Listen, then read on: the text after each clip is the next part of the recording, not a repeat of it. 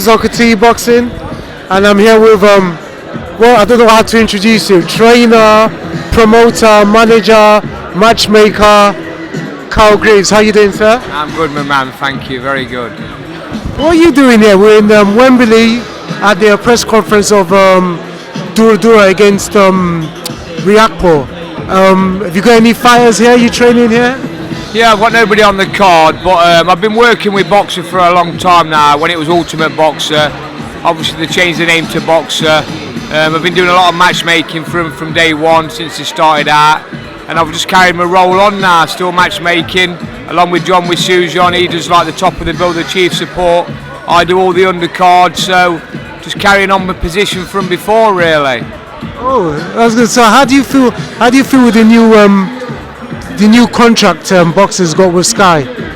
Yeah, they're doing a great job, bringing something different, bringing a bit of razzmatazz, as you can see, with the noise in the background, and doing it a little bit more lively, a bit more modern, going with the times. So yeah, it's all good. They're doing a great job. They're just starting out. They're new, they're fresh, and they just want to bring something a little bit different to boxing. It's interesting times ahead. But the reason why I really disturbed you today was, you know, maybe soon to be UK's favourite, if not your man David Avanesyan. How is he? He's very good. Yeah, he's back home in Russia at the moment, training, just ticking along nicely as he always does. He's never out of the gym. He's an ultra professional, never out of the gym, always working hard and waiting for the call. We've been told we're going to be fighting probably mid to end of February. So he's just waiting and training for that. Probably a routine European title defence, ready for the big one. The big one, Virgil Ortiz, 100% knockout ratio. Any fear of that with that sort of record?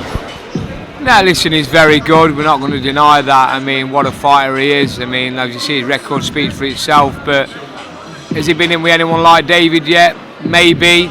But it's a new David to the one that he boxed Kowalowskis.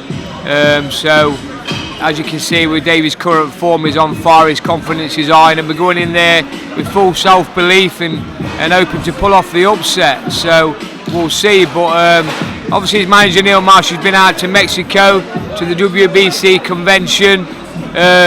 He's obviously put a good statement in for David, and obviously come up and delivered the goods. He's got him obviously final eliminated for the biggest prize in boxing, the WBC welterweight title. So exciting times. I was looking at David Avanesyan's record, and it's quite deceiving. He's knocked out his last 5 fights, but he's only got a 50% knockout ratio. What's that come about? Is that due to you training him, or what's the difference now? Well, obviously he's doing a lot of things different now, training with me, to what he was doing when he was back in Russia. I mean, obviously the training's completely different, my style and what he was doing before. So I'm hoping it's working. We've got a good bond, we've got a good relationship, we work well together. We spin off each other, really. You know what I mean? We've got a great bond, and as you can see, since the Kowalowski defeat, we've gone from strength to strength. He learned a lot in that defeat. It hurt him really bad. He knows he didn't perform, and he's gone away, regrouped, changed a few things, and he's come back a lot stronger since 2018. He's been blowing them away.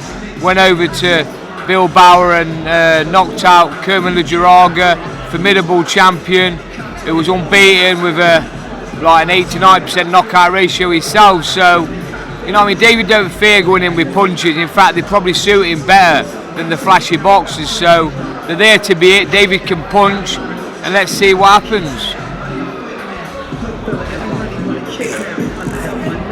Would you say Adam Booth miscalculated it? Because obviously the initial time they matched Josh Kelly with him is when he just had that loss. Did you think he just miscalculated that matchmaking for his fighter? Obviously, we could now see with the result. Yeah, I think they did. I think they thought that David was on the slide, but in 2018 they might, you know what I mean, they might have had a chance. And still to this day, don't think he'd have beat David in 2018. Like I say, it was after the Kowalowski defeat. he went away, learned a lot from that fight, regrouped, and come back far stronger. As you've seen, a few months later, went out to Bilbao and knocked out Kermanu Jaraga. So he was on a roll, and to this day, I still don't think they wanted that fight. I think they were forced into it. I think they had nowhere else to go, because obviously the animosity, the pull-outs, there were no excuses not to take the fight. They finally accepted it, and fair play, they stepped up to the challenge. Josh Kelly got beat. He learned a lot from it. He can come back. Let's see what happens when he comes back. But I think if he comes back, he needs to come back at 154. He just had a new signing with Wasserman, Josh Kelly, and this was around September. He said he should be out November, December, but we haven't heard anything. Do you think he'll come back, or do you think he still needs a little bit more time to shake up that demon? I don't know. I mean, obviously, the longer you leave it being out of the ring, the further you drift away from boxing. There's nothing better than being active, and obviously it's going to be coming up nearly a year now since he boxed David, so he really needs to get out. It's a shame if he don't get out before Christmas. It's not looking likely. I just don't think there's any dates for him, to be honest. I mean, obviously, Boxer's the one who's got the Sky deal. Wasserman have got a few slots on it through the back of Chris Eubank, so we'll see what happens, but at the moment there's not a lot happening. I know they've got Eubank on the next show in December the 11th, a massive fight, and they've got a couple of slots on there. We've not heard nothing about Kelly fighting on it, but it would be nice if you could get him out on that bill. So do you have an opponent for Avanesyan for European title? Is there people rushing to try and fight him for that belt? Nobody's in a rush to fight David at European level. It's an effort getting anyone in the ring with him at that level, to be honest. This is why we're moving on. We can't be hanging about a European title level. But if we got a routine defence, or anybody really in Europe in February, to keep David busy, keep him active, and obviously keep him sharp, ready for the big one, then we'll take it. So we'll see what name comes up. What about he might hate me for saying his name, the British champion Ekow Essuman, same stable, same promoter. What do you think? Listen, we're good friends with Ekow. I've known Ekow a long time. He lives near me. I'm from Newark, he's from Nottingham. I know he's trained at Barrington Brown very well. We do a lot of sparring with Ekow, David does. They have a good spar. They're good friends. I don't think that will happen.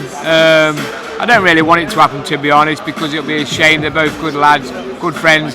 David's on the verge of a world title. Ekow's just become British champion. He wants to win the belt outright. So it's a little bit too early for Ekow, really. And they're on different paths. So it'd be a shame to force Ekow into that fight now. But listen, anything can happen in boxing. You never know. I've got a fantasy matchup for you. Ekow Essuman against Conor Benn, British title. How do you see that?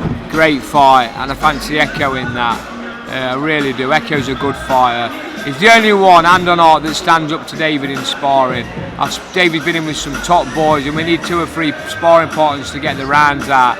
Ekow always stands up to David, gives him a good spar, and he's got my full respect. I really rate him. He's a good kid, and I think he'd beat Conor Benn. Okay. Anything else you want to tell me about what's going on in your boxing life? Yeah, obviously I've got a couple of small old shows coming up. I've got November the 28th in my hometown in Newark. I've got five fights, a Sunday afternoon show, Sunday Carvery, where they can enjoy themselves, and bringing all the local prospects through. Tom Callins headlining. He's unbeaten in 5, a great prospect, got high hopes for him. And let's see how far he can go. And then a couple of weeks later, I've got a big show in the Morningside Arena, Leicester, a 3,000 venue. I'll probably do about 2,500 tickets, so it's going to be a big show for me, that for a non-TV show. Fight Zone are going to be filming it on their channel. So that's, again, I've got 12 of my unbeaten prospects on that to showcase them and keep developing them, getting them ready for the big shows. Well, you're in the right position to bring them to the big shows with Sky and Boxer.